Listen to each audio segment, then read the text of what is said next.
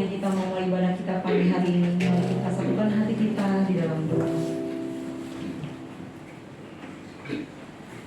Bapa, kami bersyukur buat pagi hari ini. Terima kasih Tuhan buat kasih-Mu. Terima kasih Tuhan buat setiap anugerah-Mu yang tidak pernah terputus dalam kehidupan kami. Kami bersyukur memiliki Tuhan Allah yang seperti Engkau. Dalam keadaan apapun hidup kami, Engkau selalu ada bersama kami. Kami akan menaruh iman dan pengharapan kami kepadamu, karena Engkau Tuhan Allah yang hidup, Tuhan yang berdaulat atas setiap kehidupan kami. Mari Tuhan, pagi hari ini kami kembali datang kepadamu. Kami menyerahkan ibadah kami pagi hari ini di dalam tangan kuasa-Mu. Biarlah hadirat-Mu memenuhi tempat ini.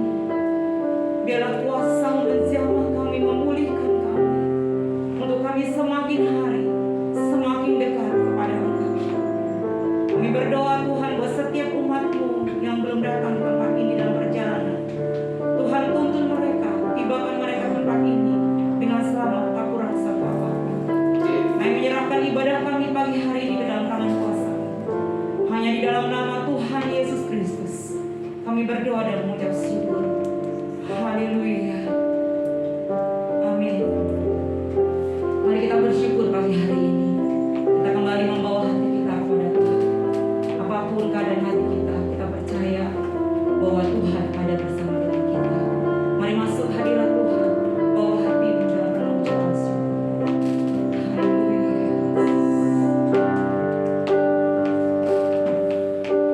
Tuhan hadir di bait kudusnya, sama umat mencari wajahnya, berseru berdoa, bersujud menyembah, dan menikmati kehadirannya. Amin Tuhan.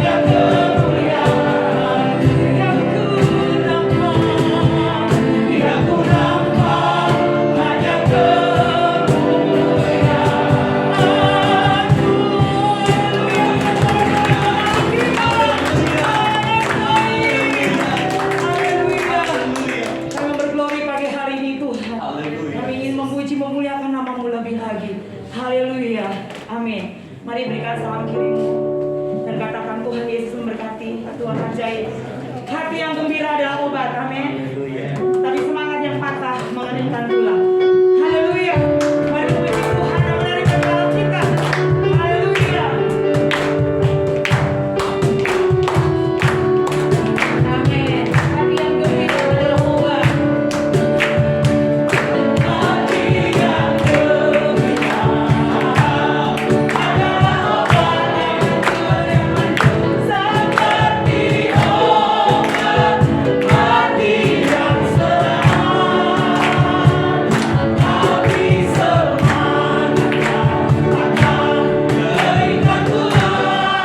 obat hati yang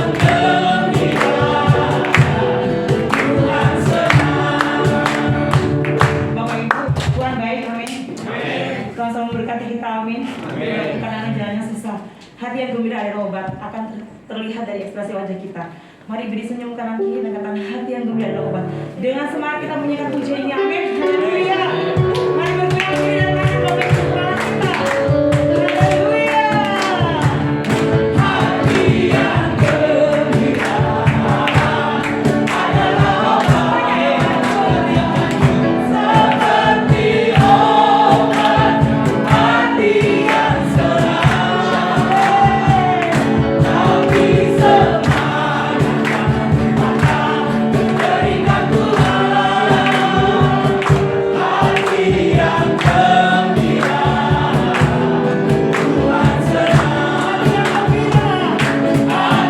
gembira adalah obat seperti obat hati yang senang tapi semangat berikan Tuhan hati yang gembira Tuhan senang. Bapak Ibu bawa jempol, Bapak Ibu coba angkat jempolnya. Nah, nanti kita akan berkata yang maju, kita mengangkat jempol kita buat Tuhan kita. Amin. Hati yang gembira adalah obat seperti obat hati yang senang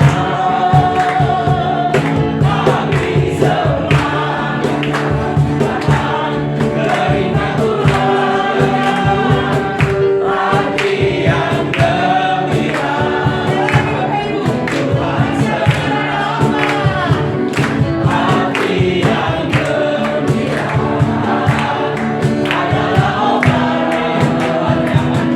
seperti obat hati yang senang tapi semangat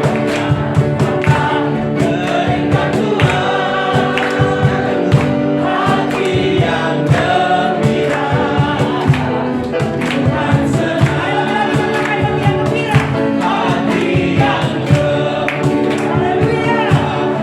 adalah obat seperti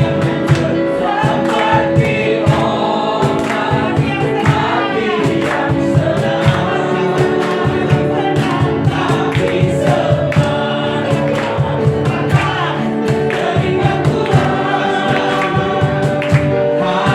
yang gembira Tuhan senang hati yang gembira adalah obat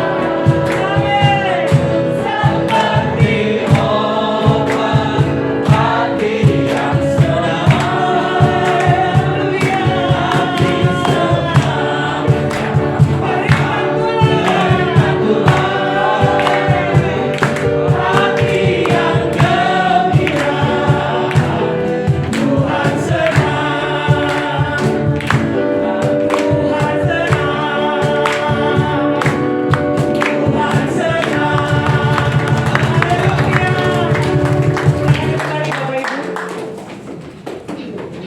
Silakan duduk kembali Bapak Ibu. Kita percaya bahwa hadirat Tuhan memulihkan hati kita.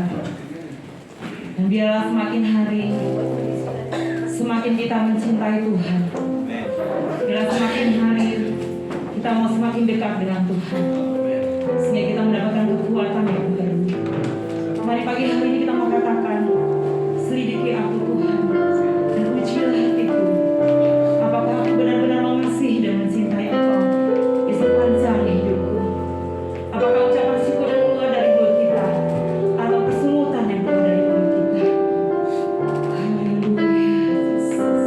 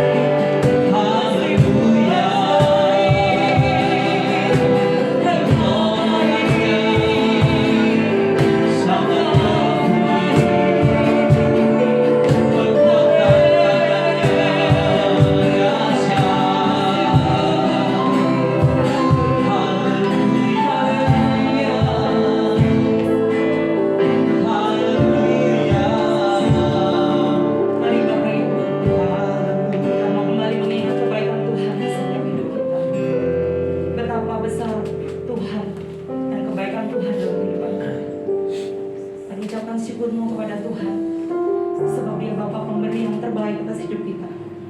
Mari kita angkat tangan kita bersama-sama dan kita bersyukur kepada Tuhan pagi hari ini. Dia Allah yang sungguh baik. Dia Bapa pemberi yang terbaik. Jesus.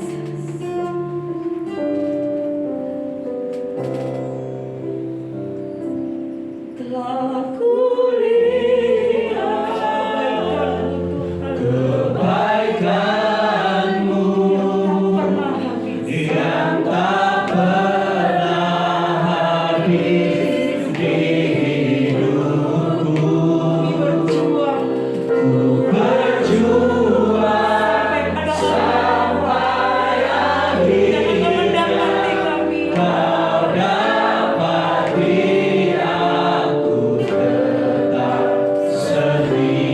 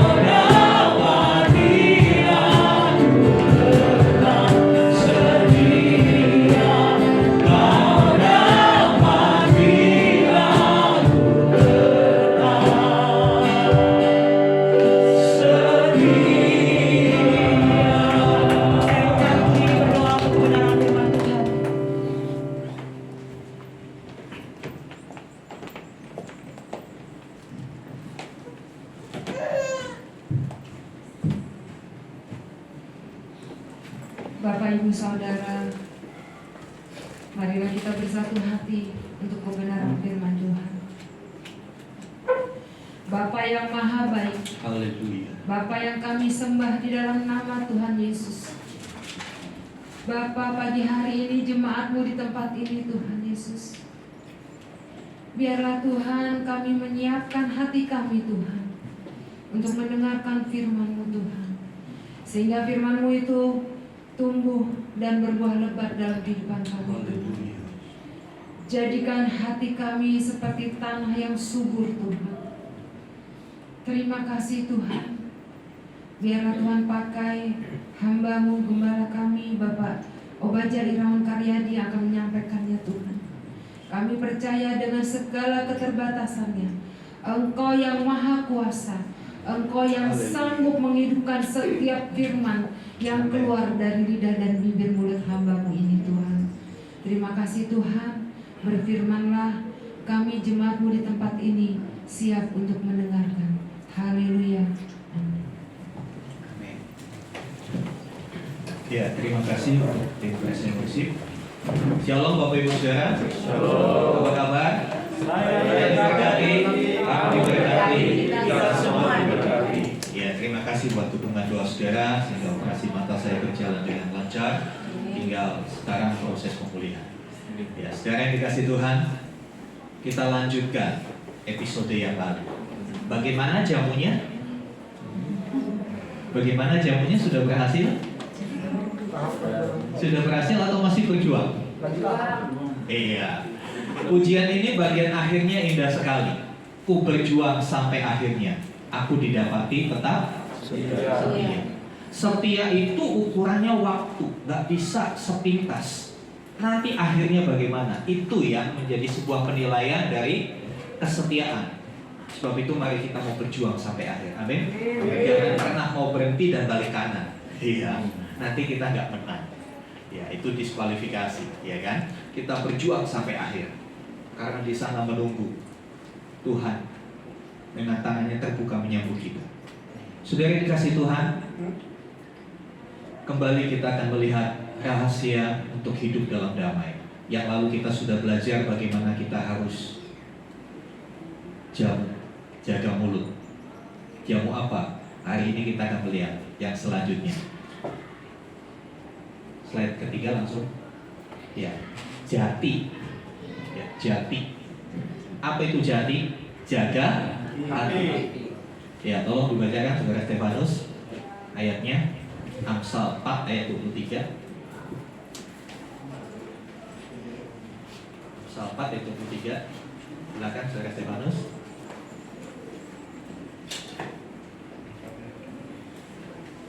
Amsal 4 ayat 23. Jagalah hatimu dengan segala kewaspadaan, karena dari situlah terpancar kehidupan. Iya, sekali lagi saya bacakan. Ya. Jagalah hatimu dengan segala kewaspadaan, karena dari situlah terpancar kehidupan. Saudara, sesuatu yang harus dijaga pastinya itu bernilai. Amin. Pastinya itu penting. Ya, Bapak Ibu yang punya anak pasti akan menjaga anaknya dengan baik. Atau Bapak Ibu yang punya perhiasan, gak mungkin sembarangan ditaruh, betul? Akan dijaga dengan baik. Nah, firman Tuhan pagi ini berkata, jagalah hatimu dengan segala kewaspadaan. Jadi bukan hanya sekedar menjaga biasa-biasa saja. Ada tambahan keterangan dengan segala kewaspadaan. Waspada aja sudah sesuatu perjuangan untuk berwaspada, betul? Ditambah di depannya segala kewaspadaan. Jadi benar-benar kita diminta menjaga hati, gak main-main, serius dengan menjaga hati. Kenapa? Ya, yang pertama dikatakan, karena hati adalah pusat dari kehidupan. Hati pusat dari kehidupan. Ya, hati yang dimaksud dalam ayat ini bukan hati hepar secara medis ya. Organ tubuh kita itu ada yang namanya hati. Bukan itu juga harus dijaga, ya kan? Saya coba mempelajari hati organ tubuh kita yang kurang lebih adanya di sini, ya di bawahnya paru-paru, itu punya fungsi yang dahsyat buat tubuh kita. Hati itu meresap racun. Kita makan, kita nggak tahu makanan apa aja yang kita makan. Tanpa kita sadar di dalamnya ada bahan kimia, mungkin ada kuman, ya, ada hal-hal yang buruk yang kita nggak tahu. Begitu masuk dalam lambung, dicerna, di situ hati mengisap setiap kuman, setiap racun, setiap hal-hal yang membahayakan. Kemudian itu dibuang melalui, kalau dalam bahasa medisnya, saluran sekresi. Saluran sekresi itu bisa lewat BAB kita, bisa lewat air seni, bisa lewat keringat. Tuhan sudah merancang tubuh kita begitu luar biasa. Tuhan sudah merancang tubuh kita begitu luar biasa. Hati tempat menyerap racun tapi dibuang. Cuma Amsal 4:23 tidak berbicara hati yang itu. Bicara hati dalam pengertian pusat dari kehidupan. Kita tahu manusia terdiri dari tubuh kita, jiwa, dan roh. Raga itu termasuk tubuh. Ragawi, badani, ya itu sama dengan tubuh. Tubuh, jiwa, dan roh. Ya, ketika kita percaya kepada Tuhan, roh manusia yang asalnya dari Tuhan, ya ingat, ketika Tuhan menciptakan manusia dari debu tanah, Dia menghembuskan nafas dalam hidup manusia. Akhirnya manusia itu menjadi makhluk yang hidup. Roh itu yang membuat kita bisa berhubungan dengan Tuhan. Kenapa kucing gak bisa berdoa? Karena kucing gak ada rohnya. Walaupun kadang-kala kucing suka masuk ke gereja juga. Ya, dia tidak bisa berhubungan dengan Tuhan karena dia tidak punya roh. Tetapi manusia ada roh. Roh adalah sarana yang Tuhan beri untuk manusia bisa berkomunikasi dengan Tuhan. Nah, di dalam perjalanannya kita tahu manusia jatuh ke dalam dosa yang akhirnya hubungan dengan Tuhan itu terputus. Ketika orang itu percaya kepada Tuhan Yesus sebagai juru selamat, rohnya dipulihkan. Tetapi jiwanya dalam proses. Karena jiwanya sudah terkontaminasi dosa, akhirnya jiwanya itu bertentangan dengan rohnya. Bertentangan dengan rohnya. Makanya Rasul Paulus bilang, aku tuh pinginnya begini, tapi kok yang kulakukan begini, ada pertentangan. Pertentangan ini bicara soal hati. Hati itu sumber kehidupan. Kalau hatimu baik, maka hidupmu baik. Kalau ada masalah dengan hatimu, maka jiwamu juga bermasalah. Saudara dikasih Tuhan. Yang kedua, kenapa kita diminta jaga hati? Kenapa menjaga hati itu penting? Karena dengan hati, dari hati terpancar kehidupan. Kehidupan yang seperti apa itu akan nampak. Memang ada orang yang hati dan mulutnya nggak sinkron. Tahu yang maksud saya? Ada orang yang hati dan mulutnya tidak sinkron. Dia pandai memanipulasi pendengarnya. Dia pandai memanipulasi orang-orang sekitarnya supaya dia kelihatan baik. Tapi ternyata ada sesuatu yang terselubung.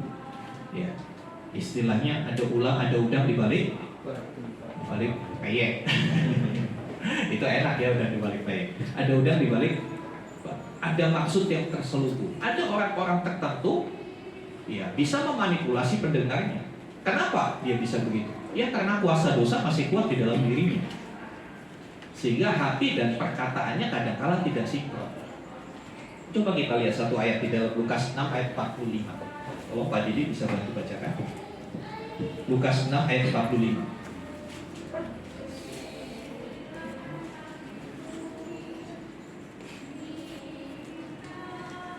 Lukas 6 ayat 45. Orang yang baik mengeluarkan barang yang baik dari perbendaharaan hatinya yang baik. Dan orang yang jahat mengeluarkan barang yang jahat dari perbendaharaannya yang jahat. Karena yang diucapkan mulutnya meluap dari hatinya. Iya, semua dari hati. Hati diibaratkan seperti sebuah perbendaharaan, sebuah tempat penyimpanan. Kalau hatinya penuh dengan yang baik, maka yang keluar pun akan baik. Kalau hatinya penuh dengan yang jahat, yang dikeluarkan juga yang jahat. Sampai di sini saya berharap kita paham betapa pentingnya hati. Bagaimana betapa pentingnya kita menjaga hati. Selanjutnya next. Ya, kita lihat Matius 5 18 sampai 19. Tolong Niki. Matius 5, 15 ya. Matius 15, 19 sampai 18.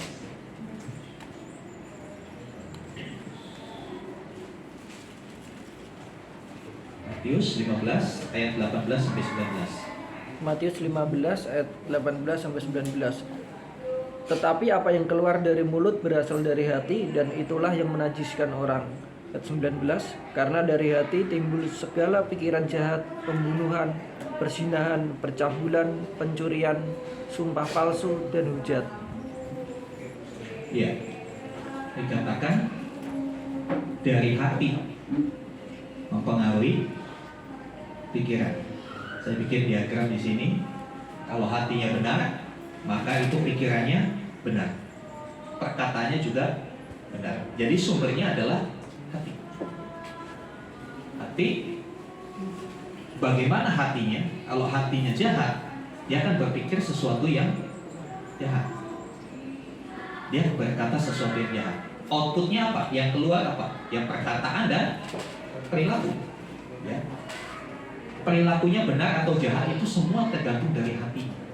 Jadi sebetulnya kadang-kala kita berkata begini untuk menutupi kesalahan. Aduh, saya nggak sengaja, betul nggak?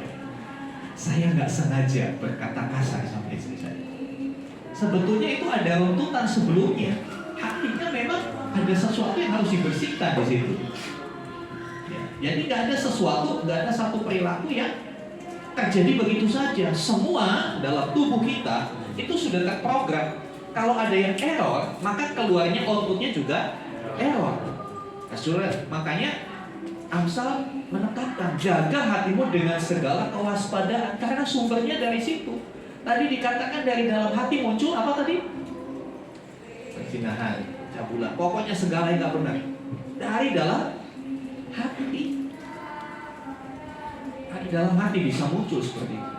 Makanya, ya, Hari ini kita belajar menjaga hati, supaya yang kita keluarkan lewat perkataan, lewat perilaku kita adalah sesuatu yang benar juga. Ketika hati benar, pikiran, perkataan benar, perilaku akan menjadi benar.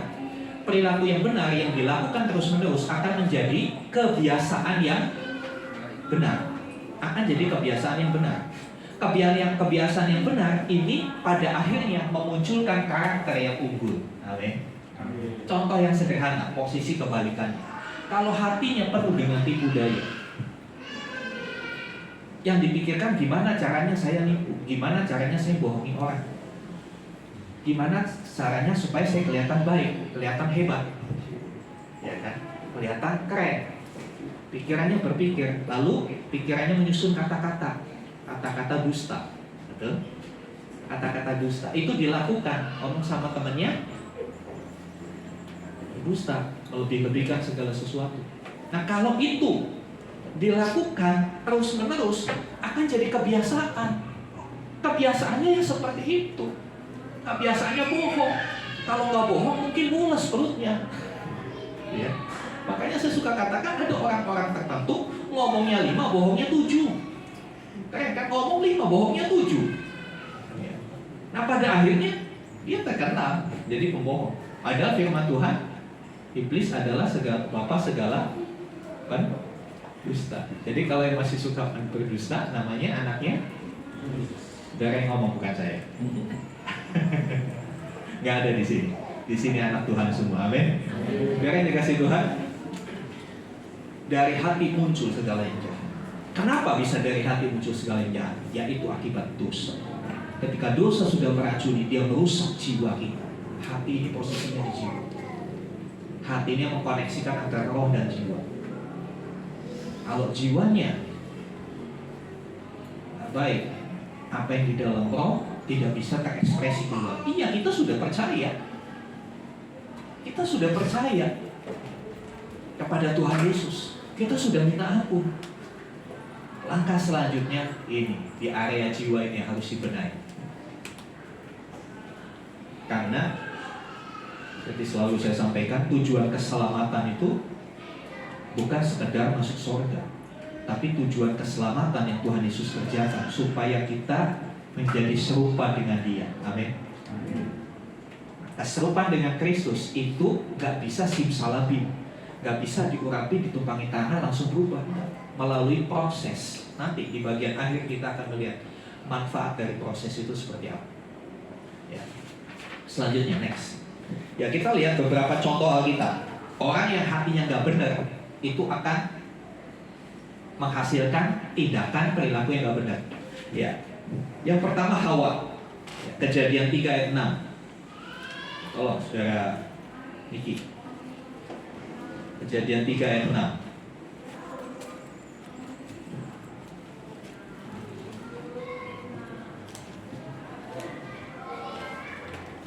Kejadian 3 ayat 6. Perempuan itu melihat bahwa buah pohon itu baik untuk dimakan dan sedap kelihatannya. Lagi pula pohon itu menarik hati karena memberi pengertian. Lalu ia mengambil dari buahnya dan dimakannya dan diberikannya juga kepada suaminya yang bersama-sama dengan dia, dan suaminya pun memakannya. Iya, titik kejatuhan manusia pertama kali sebetulnya simpel dan polanya jelas, dan pola ini berulang sampai detik ini. Perempuan itu apa dikatakan melihat, betul? Melihat buah itu baik, sedap kelihatannya. Jadi saudara, panca indera kita itu ada yang input, ada yang untuk memasukkan informasi, salah satunya mata. Hawa melihat itu mata, ya kan? Melihat dengan mata. Setelah mata, lalu diproses itu kan input, masukannya, wah ini buah baik, wah sedap nih, kayaknya merah-merah, waduh asik banget, ya kan? Masuk dalam hati. Lalu hatinya menyimpulkan apa? Hatinya bilang apa di situ, Niki? mengambil.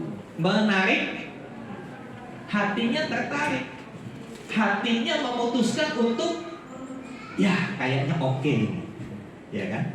Jadi sebetulnya yang memutuskan itu bukan pikiran, yang memutuskan adalah hati. Menarik hatinya, setelah itu hati kirim sinyal ke otak untuk apa?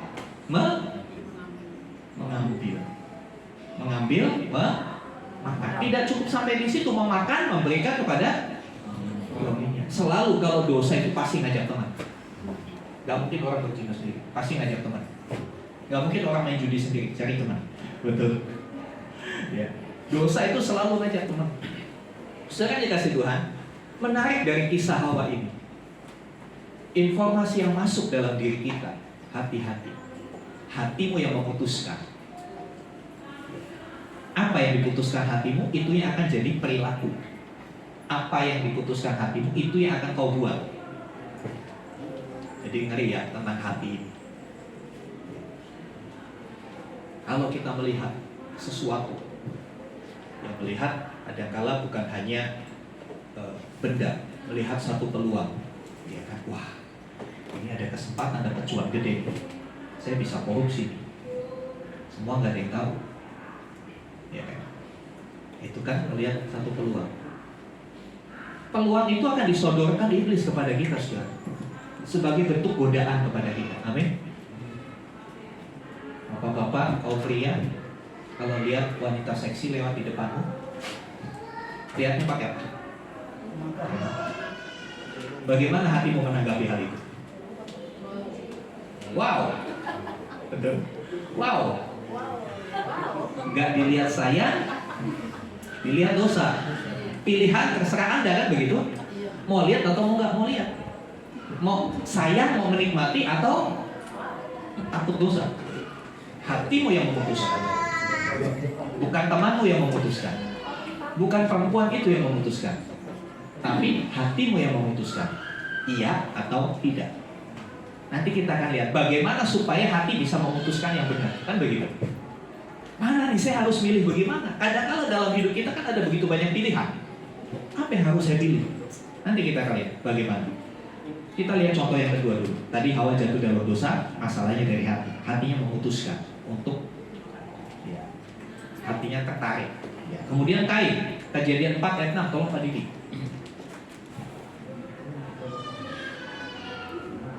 Kejadian 4 ayat 6.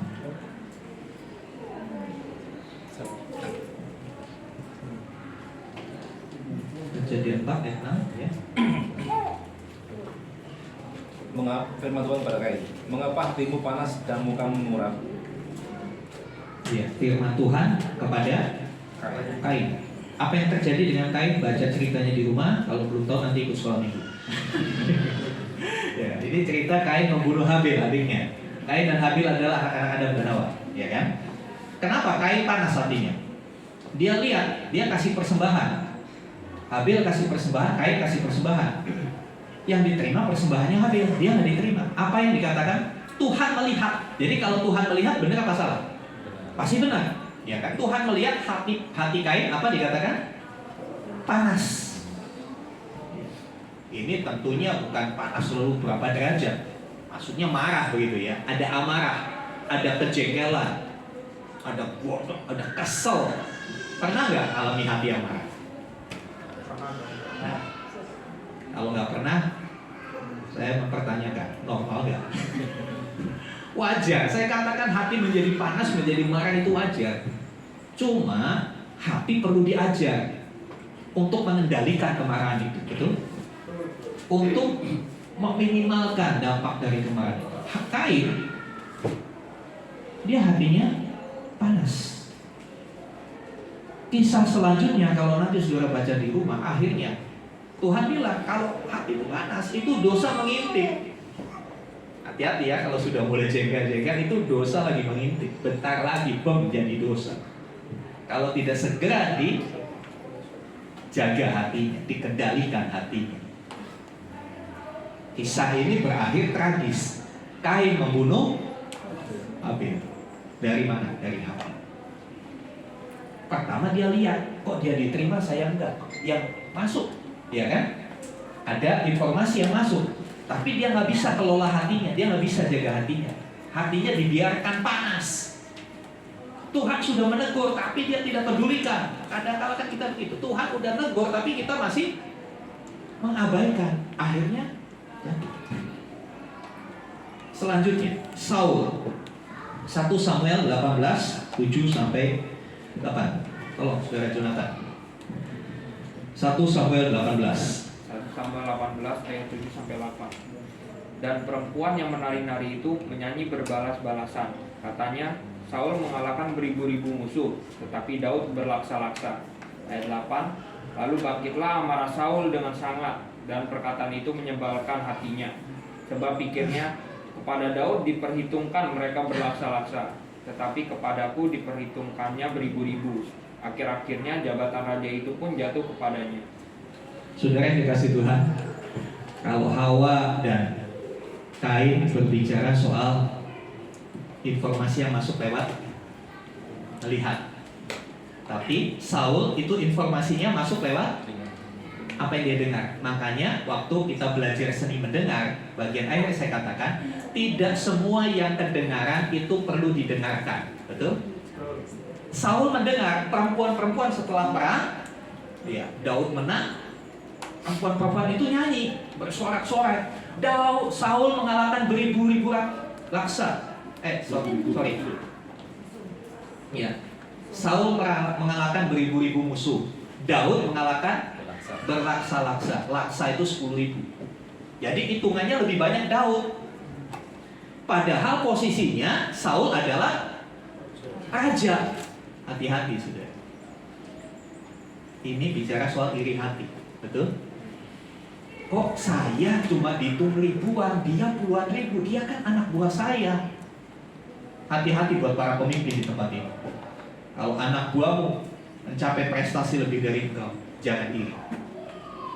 Saya justru bangga kalau saudara dipakai Tuhan lebih dari saya. Itu kerinduan saya. Dan saya bersyukur anak-anak rohani saya banyak di Kalimantan Barat dipakai lebih dari saya. Yang gereja punya sekolah, ada S2, ada yang jadi sekretaris desa. Saya bersyukur. Kenapa? Apa yang saya ajarkan berhasil. Tapi Daud ini hatinya gak benar, betul kan? Harusnya kan dia bangga ketika anak buahnya berhasil. Toh kemenangan Daud juga kemenangan bangsa Israel, betul kan? Bukan kemenangan pribadi dia, ya kan? Tapi hatinya gak benar. Dia iri hanya karena nyanyian perempuan-perempuan itu. Belum ada indikasi mau mengkudeta dia, tapi dia sudah berpikir jauh. Hatinya iri mempengaruhi pikiran. Pikirannya jahat. Wah, jangan-jangan ntar dia kudeta, ntar dia bunuh saya, ntar jadi raja dia memberontak. Perhatikan, kembali dari hati. Iri hati itu keputusan hati. Ketika ada suara mendengar, wah Pak Didi, itu loh teman Pak Didi, anak buahnya Pak Didi yang kemarin kita Pak Didi kerja di sini. Sehari loh Pak Didi closing 10. Gimana? Gimana hati kita? Gak gampang ya saudara. Gak gampang. Manusia itu memang dari lahir itu pinginnya selalu jadi nomor 1. Gak ada yang mau jadi nomor 2. Cuma punya bintang 7 yang berani nomor 16. Saya masih mencari tahu kenapa dibilang nomor 16. Yang lain bilang nomor 1 semua. Karena manusia itu dari awal pengen selalu the best. Kondisi hari-hari ini, kemarin saya sampaikan kondisi akhir zaman, kompetensi semakin naik, persaingan semakin naik. Semua orang selalu gak mau kalah. Kalau kalah gak nyaman. Kalau udah gak nyaman, hatinya mulai panas, mulai iri. Dia merancang sesuatu ya. Hati Saul tidak baik. Selanjutnya kita lihat parah Saul. Ya kan, akhirnya karena hatinya gak baik, Tuhan singkirkan dia jadi raja dari Israel. Daud gak punya indikasi untuk mengkudeta Saul. Dia dipilih pertama, ketika bangsa Israel terdesak, ditantang Goliat. Dengan iman dia lawan Goliat, menang. kemudian diangkat jadi kepala pasukan, dan selalu menang. Dia sudah lakukan bagian dia aja, dia nggak punya pikiran lain-lain. Tapi Saul bosnya, hatinya nggak benar dilihat. Hati-hati dengan diri hati ya. Nah, memang kalau kita naik motor itu harus ngiri, tapi sama teman jangan ngiri lah. Ya, kalau naik motor itu harus ngiri. Di dalam pelayanan, dalam bisnis, gak usah ngiri sama orang lain. Jangan dikasih Tuhan. Selanjutnya ada seorang lagi, Haman. Ester 3 ayat 5. Ya, tolong Niki. Ester 3 ayat 5. Ini juga bicara masalah iri hati. Haman. Ester 3 ayat 5. Yang mau cerita lengkapnya bisa baca, atau kalau mau diceritain nanti ikut sekolah minggu. Ester 3 ayat 5. Ketika Haman melihat bahwa Mordekai tidak berlutut dan sujud kepadanya, maka sangat panaslah hati Haman. Iya, kembali hatinya panas di sini. Ya, dia adalah salah satu pembesar. Ya, di kerajaan Babel. Ya, Haman itu orang Israel, penjaga pintu, orang rendahan, ya, kasta rendah. Haman gak mau nyembah Mordekai, gak mau sujud. Dia panas. Dari situ dia merancang kejahatan. Hati-hati, dari hati akan muncul segala perbuatan-perbuatan jahat. Ya. Itu 1, 2, 3, 4 itu dari perjanjian lama. Sekarang ada nggak sih Pak dari perjanjian baru? Saya ambil satu contoh. Yudas Iskariot, Matius 26. Tolong saudara Jo, Matius 26 ayat 15. Ayat 15 dulu dibaca.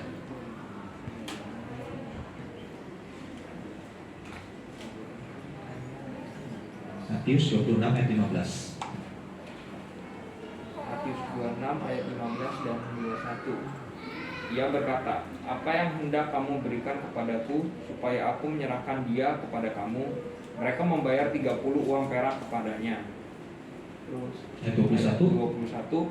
Dan ketika mereka sedang makan, ia berkata, aku berkata kepadamu, sesungguhnya seorang di antara kamu akan menyerahkan aku. Ayat 26, 25. Ayat 25, Yudas yang hendak menyerahkan dia itu menjawab, katanya, bukan aku ya Rabi. Kata Yesus kepadanya, engkau telah mengatakannya. Nah, saudara yang dikasih Tuhan, nanti baca kisahnya keseluruhan. Kisah Yudas yang mengkhianati Tuhan Yesus. Apa yang membuat Yudas mengkhianati Tuhan Yesus? Masalah uang. Dia bilang, kalau aku menyerahkan waktu ayat 21, ayat 15 itu, Yudas bicara sama ahli-ahli Taurat, tokoh-tokoh agama yang mau menangkap Tuhan Yesus. Ya. Dan kalau kamu mau kasih apa? Bahasa sekarangnya wanitiro. Bahasa sekarangnya Yudas ini bilang wanitiro. Urusannya hatinya cinta akan uang. Dalam ayat lain itu saudara bisa baca, bisa cari. Ya, Yudas itu suka curi uang kasnya pelayan Tuhan Yesus. Ya. Jadi udah ada indikasi hatinya nggak benar, hatinya cinta uang.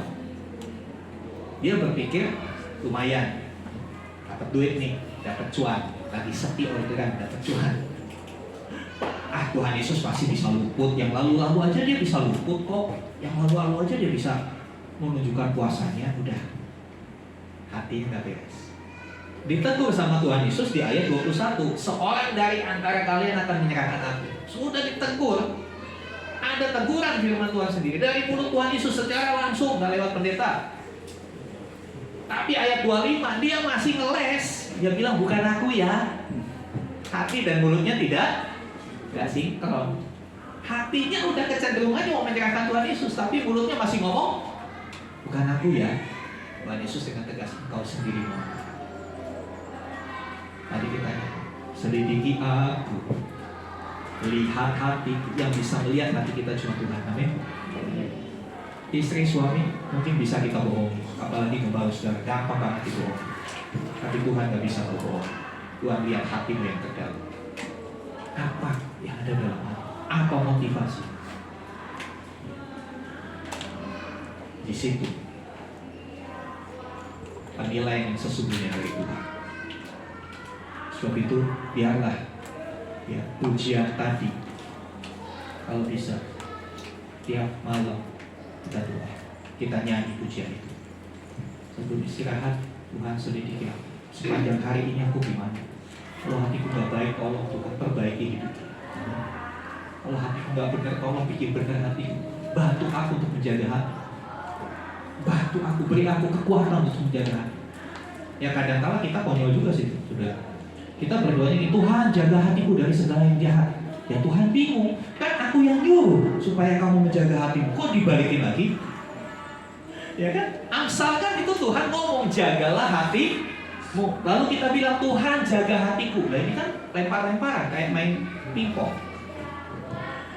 Doanya gimana? Tuhan beri saya kekuatan, beri saya kemampuan untuk saya bisa.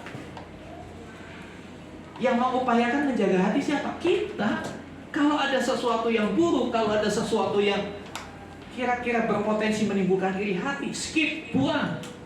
Saya selalu katakan, kadang-kala handphone saya jadi lemot banget. Buat rekam gak bisa. Kenapa? Terlalu banyak sampah. Saya harus hapus sebagian. Yang gak perlu-perlu delete. Chattingan-chattingan yang gak ada guna. Kadang-kala di grup gitu kan, grup RT, grup bapak-bapak, banyak candaan-candaan gitu kan. Udah, bersihkan, rajin-rajin bersihkan itu. Demikian hati dan pikiran kita harus rajin-rajin dibersihkan. Amin. Supaya selalu bersih. Jangan biarkan yang kotor itu lama-lama ngendap di hati kita. Itu akan mengkontaminasi. Itu akan mencemari hati kita. Yudas Iskariot kalau kita pikir, kurang apa?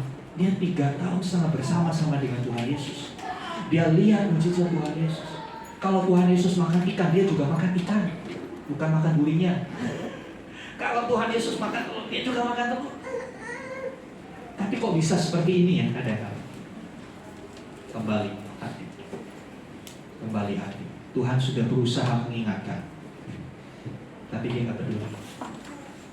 Sekarang kita akan lanjutkan. Ya, ini saya hanya sedikit saja untuk bagian ini, saya sedikit saja karena ini adalah materi retret keluarga kita. Amin. Hati yang gembira adalah obat. Iya, obat yang manjur. Iya. Tadi kita sudah nyanyi ayatnya 1:17 ayat 22.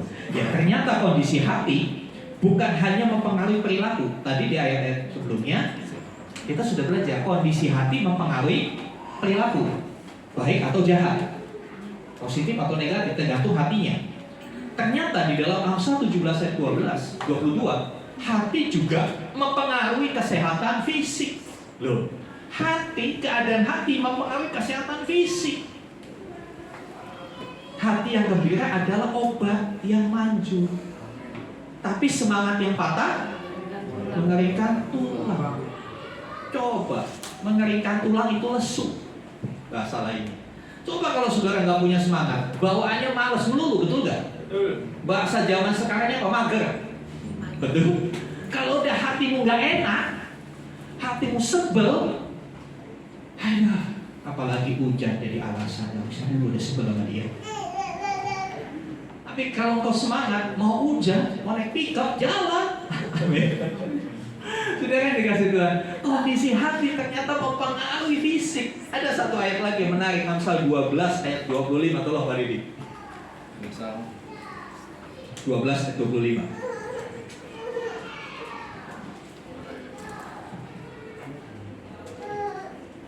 Kekhawatiran dalam hati membungkukkan orang, tetapi perkataan yang baik menggembirakan dia. Yes. Perhatikan bagian pertama. Kekhawatiran dalam hati apa? Membungkukkan.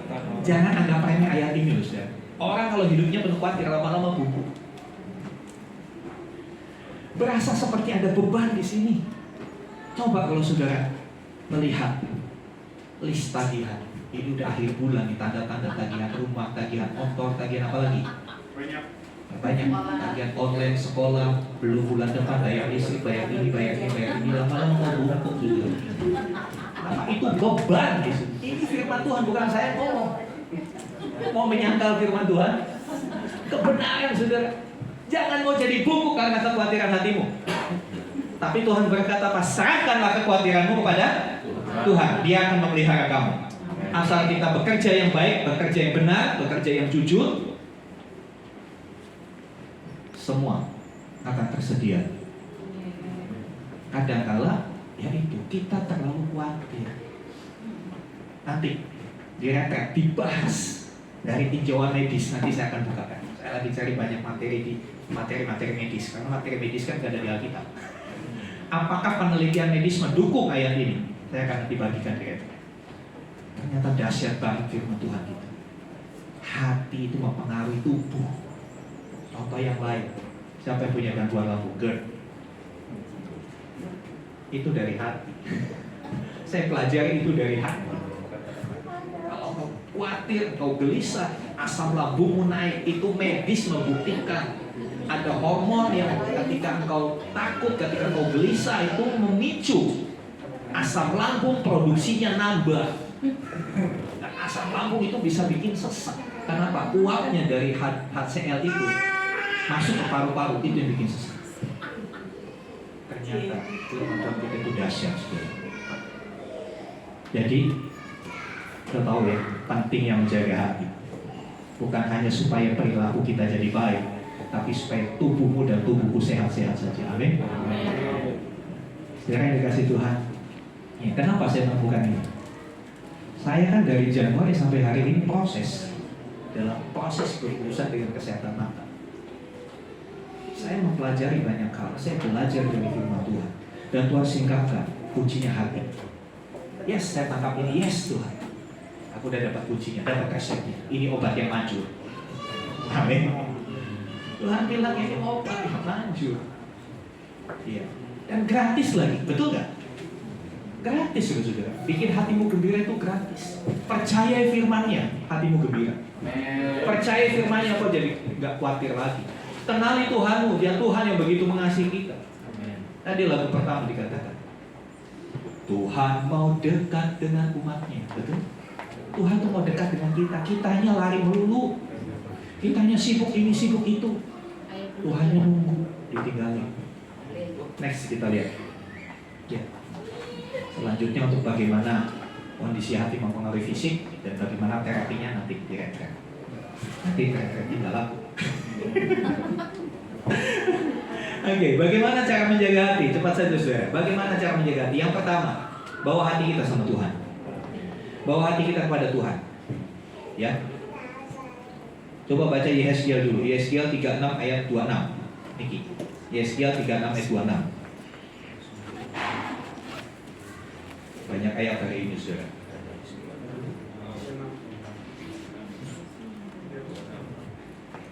Yesaya 36 ayat 26. Sementara Jonathan siapkan 1 Samuel 16 ayat 7. Pak Didi siapkan Mazmur 17 ayat 3. Langsung. Silakan Yesaya.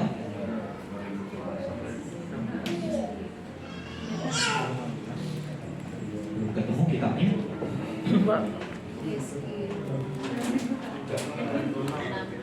Dekat Daniel setelah Mazmur posisinya. Ya, Jonathan dulu. 1 Samuel 16 ayat 7. 1 Samuel 16 ayat 7. Tetapi berfirmanlah Tuhan kepada Samuel, janganlah pandang parasnya atau perawakan yang tinggi, sebab aku telah menolaknya. Bukan yang dilihat manusia, yang dilihat Allah. Manusia melihat apa yang di depan mata, tetapi Tuhan melihat hati. Iya, bagian terakhir. Tuhan melihat hati. Kenapa hati kita perlu dibawa sama Tuhan? Karena hanya Tuhan yang bisa lihat hati. Pendeta walaupun gelarnya berentet di belakang, doktor, master teologi segala macam, nggak bisa lihat hati. Cuma dia bisa lihat muka. Hanya Tuhan yang bisa lihat hati. Ya, makanya hati perlu dibawa sama Tuhan.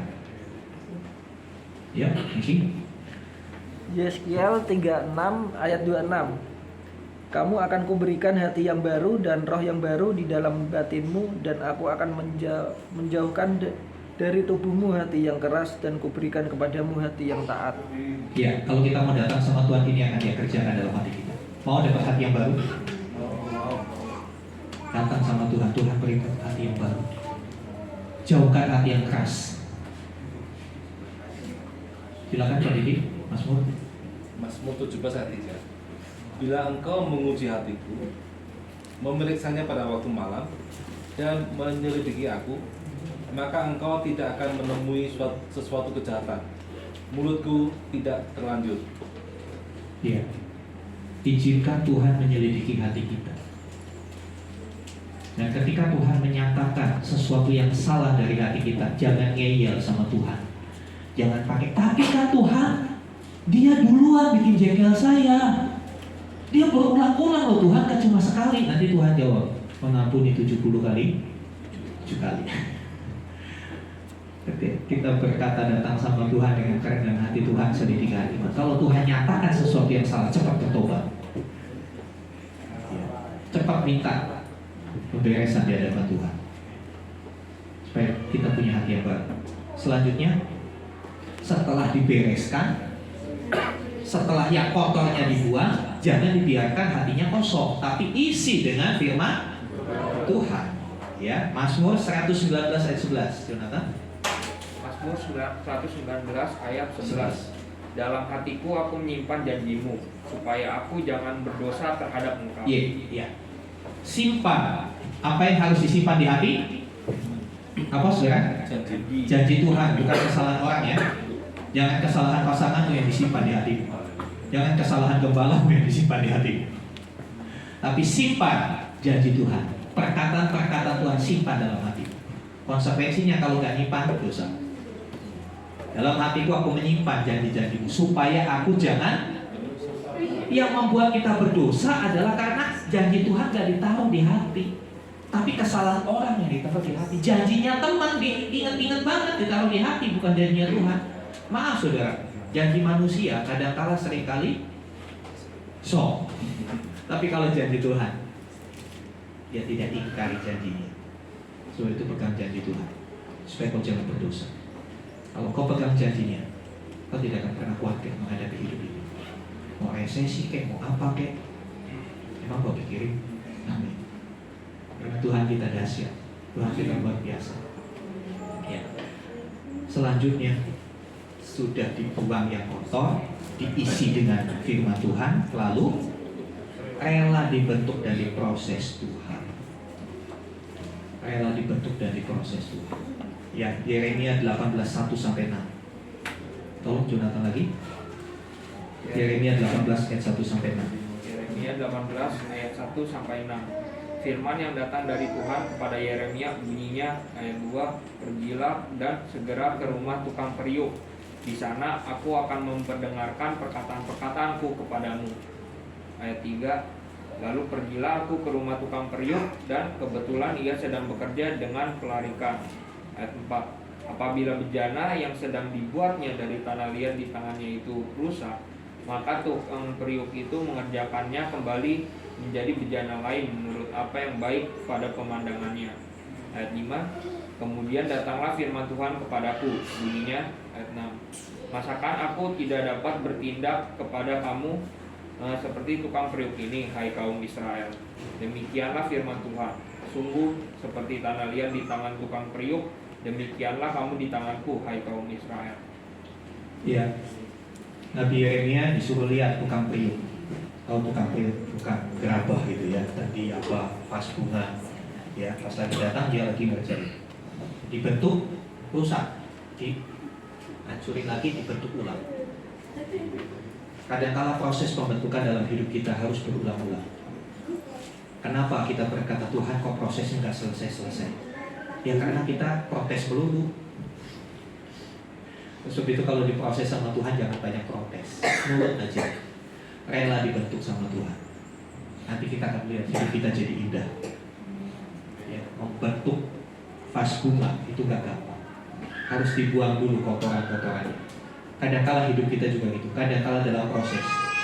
Kadang-kala proses Tuhan itu tujuannya supaya kotoran-kotoran dalam hidup kita dibuang. Karena kalau kondisinya semua baik, ya kita kelihatan baik-baik saja. Tapi begitu ada masalah kelihatan aslinya orang, betul? Ketika semua baik orang nggak akan marah. Tapi ada sesuatu yang nggak sesuai dengan harapannya, nah kelihatan marahnya model bagaimana? Marahnya sampai berbuat dosa apa enggak? Kan begitu. Makanya yang terakhir saudara, mari kita mau rela dibentuk dan diproses Tuhan. Terutama hati kita dibentuk dan diproses Tuhan. Sakit memang sakit. Sakit. Sama seperti waktu mata saya dioperasi, sakit-sakit, tapi untuk jadi baik kan begitu. Mau jadi baik nggak hidup kita? Kalau hidup kita mau jadi lebih baik, memang sakit buat daging. Tapi itu tidak sesuai dengan kemuliaan yang Tuhan akan nyatakan buat hidup kita. Terakhir ada beberapa tips. Ya, manfaat proses Tuhan. Ya, ini sepintas saja.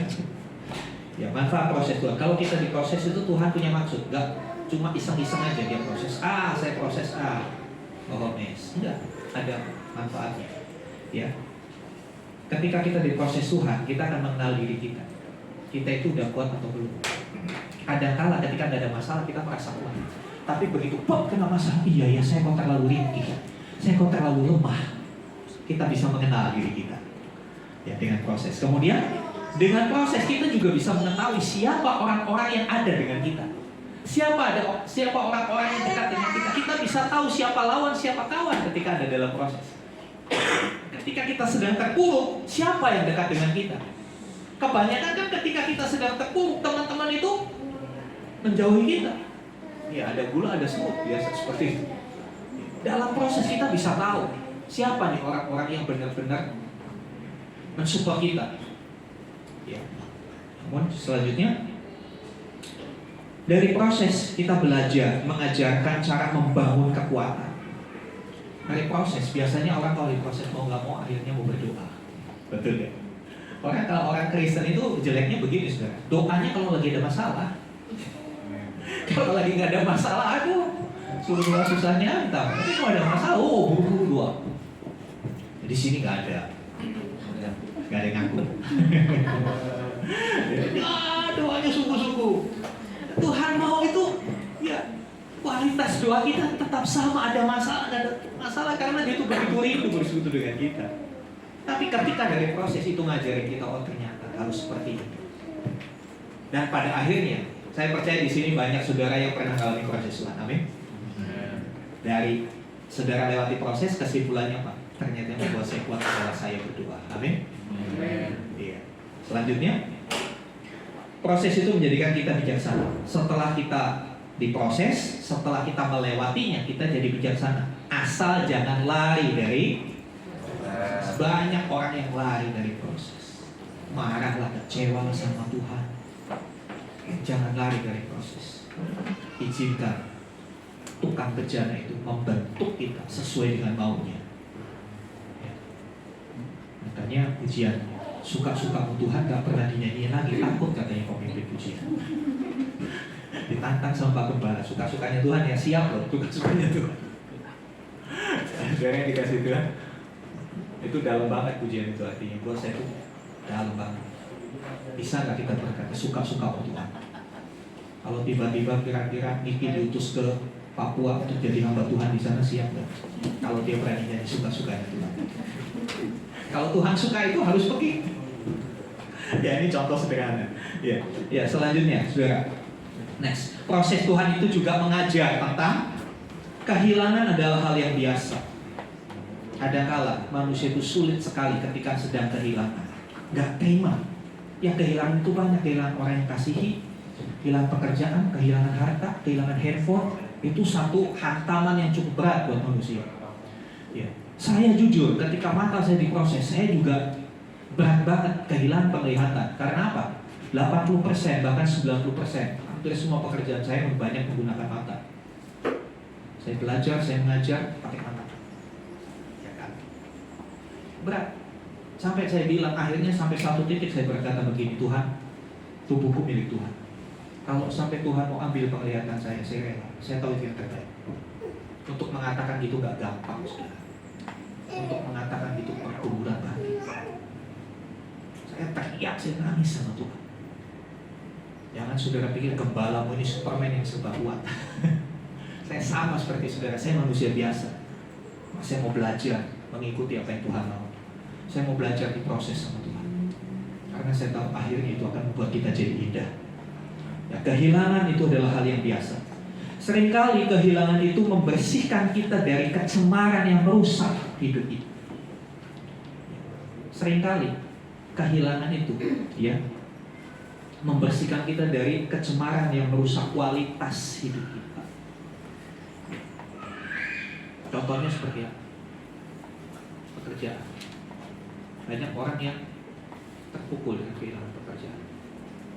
Tanpa sadar, selama ini pekerjaanmu merenggut waktumu dengan Tuhan, merenggut waktumu dengan anak-anak. Bukankah itu menurunkan kualitas keluarga, kualitas keimanan kita? Makanya Tuhan izinkan itu akan ada membersihkan kita dari cemara.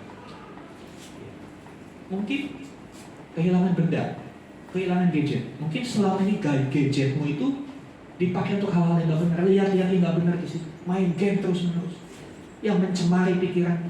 Tuhan izinkan rusak, misalnya hilang kan? Sadari, itu cara Tuhan untuk membersihkan kita dari kecemaran. Baik nggak Tuhan? Tuhan nggak kejam. Kadang-kala kita berkata, Tuhan kok tega sih? Kok Tuhan ini kok diambil, Tuhan kok tega? Kita salah menafsirkan, kita salah ngerti. Tuhan itu baik, Tuhan nggak mau kita kualitas hidup kita merosot dengan semua yang kita miliki. Tapi Tuhan mau kita naik kualitas hidupnya. Oleh sebab itu dia bersihkan kecemaran-kecemaran. Ya harus diambil, yang bikin rusak hidup kita. Selanjutnya, dengan kehilangan kita dipersiapkan untuk menerima sesuatu yang baru dari Tuhan. Amin. Bagi beberapa saudara yang hari-hari ini sedang kehilangan, dengar firman Tuhan ini. Engkau sedang disiapkan untuk terima yang baru dari Tuhan. Dan yang pastinya yang baru itu lebih baik. Percaya saja dia. Waktu kadang kita berkata, ya itulah, ini zaman instan. Semua pengen cepat. Kita pengennya cepat-cepat.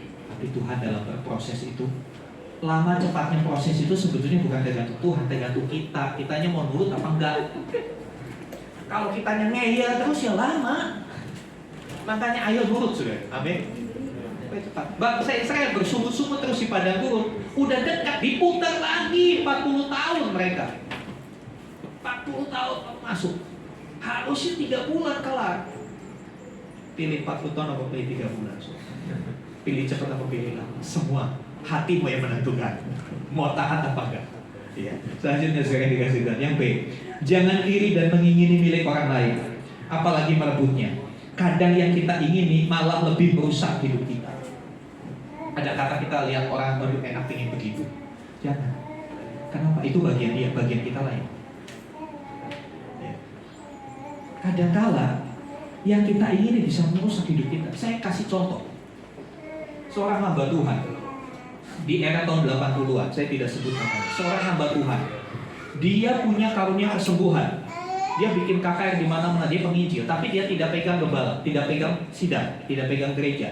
Dia diundang bikin penginjil, tapi karunia kesembuhannya dahsyat. Sapu tangannya tempelin ke mata, sembuh. Belum ada lagi setelah dia sampai hari ini seperti itu.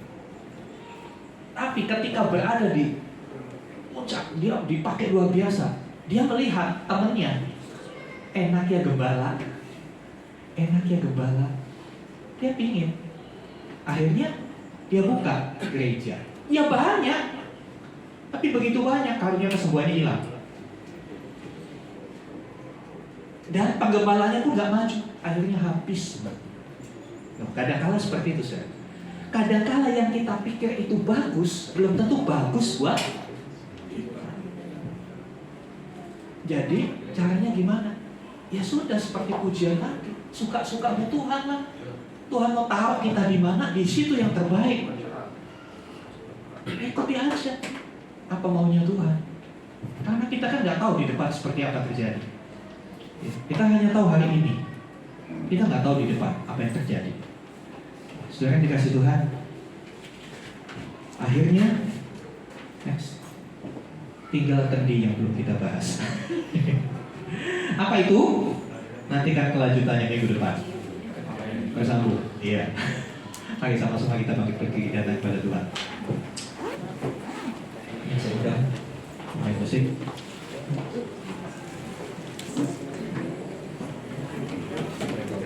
Haleluya. Haleluya. Tanyakan pujian tadi, selidiki aku. Kita mau benar-benar buka hati kita mau minta hati yang baru hari ini. Haleluya.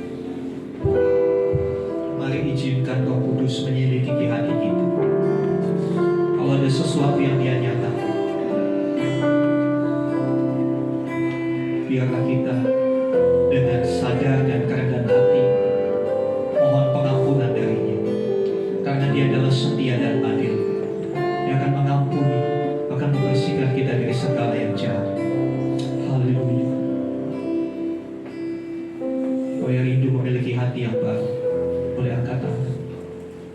Haleluya, haleluya. Mungkin selama ini hatimu keras, hatimu suka berbantah-bantah dengan Tuhan, hatimu gampang iri, hatimu gampang menjadi panas, hatimu gampang kecewa. Aku itu di hadapan Tuhan dengan jujur, saudara. Gak usah ngaku sama saya, ngaku sama Tuhan. Karena Tuhan yang bisa beri hati. Tugas saya hanya mengajar, saudara. Selanjutnya, Tuhan yang akan kerjakan hidup saudara. Siap pribadi berdoa. Hadapkan dirimu kepada Tuhan yang menilai hati. Haleluya, haleluya. Haleluya. Haleluya. Haleluya, haleluya, haleluya, haleluya. Bapa, hamba berdoa, berikan hati yang baru untuk setiap kami. Singkir hati yang najis, hati yang keras, hati yang berbantah-bantah, hati yang suka ngeyel, hati yang gampang tersinggung, hati yang gampang marah, hati yang gampang kecewa, hati yang gampang khawatir. Singkirkan itu dari umat. Berikan hati yang baru, hati seorang murid yang mau mendengar perkataan Tuhan, hati seorang murid yang mau taat dan mau dibentuk, diproses oleh Tuhan. Karena kami tahu Tuhan, akhir dari proses adalah untuk meningkatkan kualitas hidup kami, supaya hidup kami pada akhirnya boleh serupa dengan Kristus. Terima kasih untuk setiap proses. Mari setiap saudara bersyukur untuk setiap proses yang kau sedang alami hari ini. Tuhan berkata, bersyukurlah karena aku mengerjakan sesuatu yang indah melalui proses itu. Ambil waktu beberapa menit, kau yang sedang mengalami proses, bersyukur sama Tuhan. Selama ini mungkin kau mengeluh, ganti keluhanmu dengan ucapan syukur. Haleluya. Bersyukurlah terus sampai engkau lupa caranya mengeluh. Bersyukur terus. Tuhan dengar korban syukur umatmu. Tuhan, kau dengar ucapan syukur yang keluar dari hati mereka. Walaupun hati mereka perih, walaupun hati mereka tersayat, tapi mereka mau mengucap syukur. Mari Tuhan, kerjakan sesuatu. Hamba berdoa, turunkan kiranya kekuatan untuk setiap umatmu yang sedang di dalam proses, sedang di dalam masalah, sedang di dalam pergumulan, apapun masalahnya itu, baik pekerjaan, bisnis, penyakit, masalah keluarga, masalah anak-anak yang susah diatur. Tuhan berikan kekuatan kepada mereka, supaya mereka bisa menyelesaikan proses ini, supaya mereka banyak belajar dari hal ini, dan mereka boleh menjadi pribadi-pribadi yang bijaksana. Terima kasih Tuhan. Terima kasih. Kami bersyukur karena kebenaran firman-Mu dimeteraikan dalam hati kami, dalam hidup kami, jadi bagian ingat-ingatan. Dan Roh Kudus sekali lagi, kekuatan dari Tuhan yang memampukan kami untuk menjadi pelaku-pelaku firman. Terima kasih Bapa. Di dalam nama Tuhan Yesus kami berdoa. Haleluya. Amin. Amin. Silakan duduk Bapak Ibu Saudara. Saatnya. Mari kita bersatu dalam doa. Terima kasih karena Bapa yang kami sembah dalam nama Yesus Kristus. Terima kasih Tuhan, kami masih bisa ibadah hari ini. Kami bertemu Tuhan di tempat ini Tuhan. Bapa yang baik, terima kasih buat firman-Mu. Firman-Mu sangat memberkati kami pagi hari ini. Di mana Tuhan, kami harus menjaga hati kami. Biarlah hati kami ini Tuhan menyimpan janji-janji-Mu. Ya Bapa, buatkanlah kami menjaga hati kami Bapa. Biarlah hati kami selalu memuliakan nama Tuhan. Di pagi hari ini Tuhan, kami berdoa juga buat jemaat yang tidak hadir hari ini. Apapun pekerjaan mereka, dimanapun mereka saat ini, kami serahkan dalam tangan Tuhan. Pada Tuhan yang melindungi mereka, memberkati mereka semua. Biarlah di hari minggu yang akan datang kami bisa ibadah lagi bersama-sama Tuhan. Berkati semua jemaat-Mu yang hadir hari ini Tuhan. Apapun kerinduan kami, pribadi lepas pribadi, Tuhanlah yang memberikan yang terbaik ya Tuhan. Ya Bapa, gereja kami mau mengadakan diri Tuhan. Kami serahkan diri kami ke dalam tangan Tuhan. Biar kami bersatu hati, biar Engkau yang campur tangan. Biarlah Tuhan jemaat-Mu selalu kompak Tuhan, memuji nama-Mu. Biarlah kami Tuhan berdoa, Tuhan cukupkan segala keperluan kami Tuhan. Bapa yang baik, kami berdoa buat negara kami ini. Biarlah Kau yang memberkati negara kami, berkati pemimpin negara kami ini, Bapak Jokowi Tuhan, sampai semua jajarannya Tuhan, pakai Tuhan, biar mereka takut akan Tuhan, biar mereka Tuhan selalu melakukan tugasnya dengan benar. Ya Bapak, sebentar lagi kami mau pulang, biarlah Tuhan melindungi kami sampai ke tempat kami masing-masing. Biarlah kami terima berkat-Mu dari hamba-Mu ya Tuhan. Bapa di surga, kami juga berdoa untuk saudara-saudara kami yang berulang tahun di bulan Februari. Kami berdoa untuk Ibu Marlina Putar-Putar, saudara Niki, anak kami Meksi, dan juga saudara Yefta yang tanggal 28 nanti berulang tahun. Kiranya seiring bertambahnya usia mereka, Tuhan juga tambahkan kasih karunia, damai sejahtera, berkat, sehingga mereka semakin dewasa di dalam Tuhan, dicukupkan dengan segala sesuatu yang diperlukan, bahwa mereka semakin mengerti akan panggilan Tuhan dalam hidup mereka. Terima kasih Tuhan. Kami bersyukur, kami berdoa untuk saudara-saudara kami yang tidak hadir. Tuhan memberkati dimanapun mereka, apapun urusan, apapun kendala mereka. Bila ada jemaat Tuhan yang sakit, mari ulurkan tangan-Mu, nyatakan kuasa kesembuhan itu untuk umat Tuhan, sehingga mereka semua kembali sehat. Terima kasih Tuhan, terima kasih. Saudara-saudaraku, mari buka hatimu, angkat tanganmu, dan sekarang terimalah rahmat anugerah dari Bapa di surga, di dalam kasih dan karya Tuhan Yesus Kristus, bersama-sama dengan pengurapan Roh Kudus menyertai engkau. Terimalah berkat-berkat jasmani, terlebih lagi berkat rohani. Jadilah berkat dimanapun Tuhan menempatkan engkau. Dan karena itu pergilah, jadikanlah semua bangsa muridku.